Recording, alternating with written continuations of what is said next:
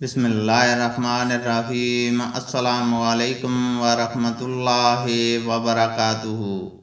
حدیث نبوی صلی اللہ علیہ وسلم ہے، ہم سے عبداللہ بن یوسف نے بیان کیا، انہوں نے کہا کہ ہم کو امام مالک نے خبر دی، انہیں عبداللہ بن ابی بکر بن عمرو بن حزم نے خبر دی، انہیں عمرہ بنت عبد الرحمن نے خبر دی کہ زیاد بن ابی سفیان نے عائشہ رضی اللہ تعالیٰ عنہما کو لکھا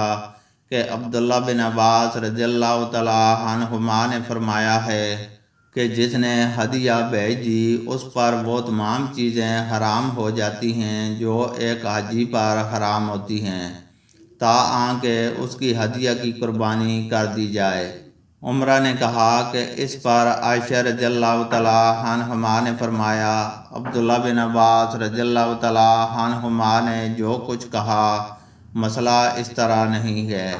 میں نے نبی کریم صلی اللہ علیہ وسلم کے قربانی کے جانوروں کے قلادے اپنے ہاتھوں سے خود بٹے ہیں،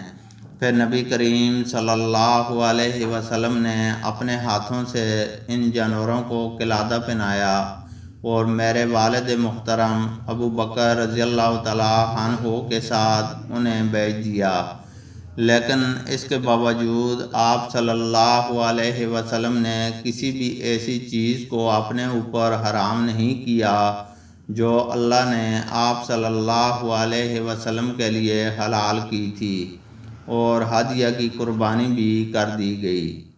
اللہ تعالیٰ سے دعا ہے کہ وہ ہمیں قرآن اور حدیث کو سننے، سمجھنے اور اس پر عمل کرنے کی توفیق عطا فرمائے، آمین۔